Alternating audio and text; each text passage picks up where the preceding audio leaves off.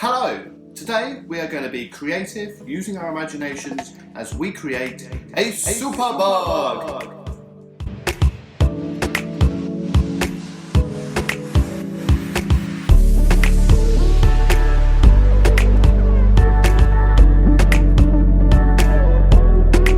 So we're going to give you lots of freedom today to use whatever you wish. If you want to use coloured crayons, you can use coloured crayons, pencils, you can use mixed media, paint, whatever you've got at home.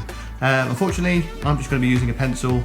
I don't have any coloured crayons, so I'm just going to keep mine simple, but like I said, you can go crazy with your designs. Before you get going with your superbug, I'd like you to look around and try and find an insect that you would like to base your design on. And then I would like you to alter that insect. That way you get the right angles and the right sort of proportions and various different things like that. So for example, if we were using this bumblebee, it might be that we then customize it, change the colors and maybe add some kind of tail to it and modify the face. So start with something that you can modify. Don't just do it straight from your head, and start with a good starting point such as this.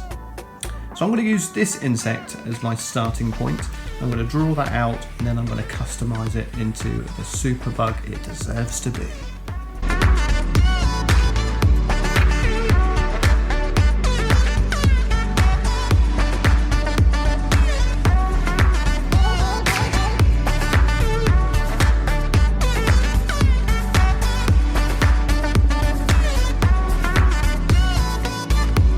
So once we've got to this stage, as you can see, I based it on the weevil insect. I think it's a weevil or something like that.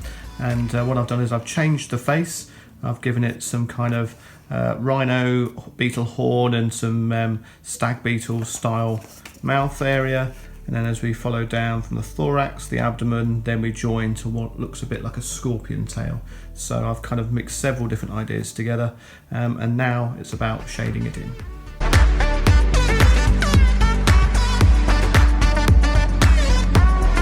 When shading, you've got to work out what direction the light's coming from. I'm going to have the light coming down this way, which means the shadows will be this side of the insect. So this side of the legs and maybe the back of the tail here, and maybe shadows cast by things like the horn and various different things like that.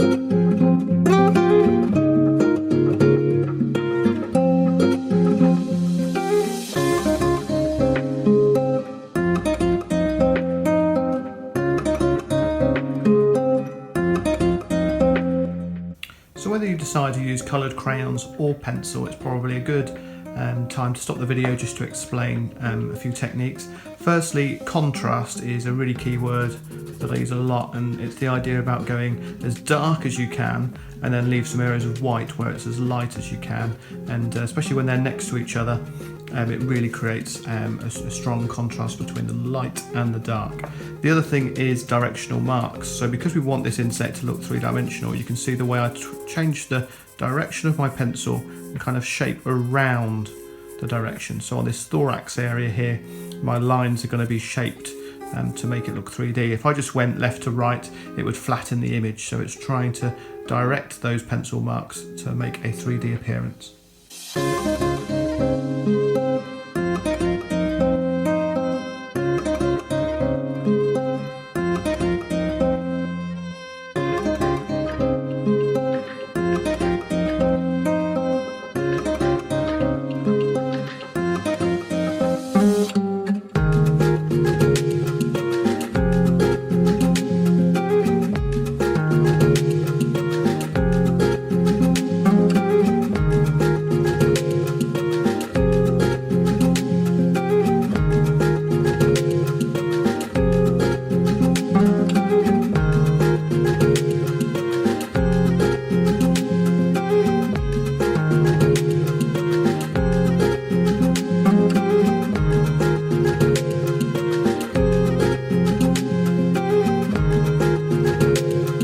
have it. There is my Superbug.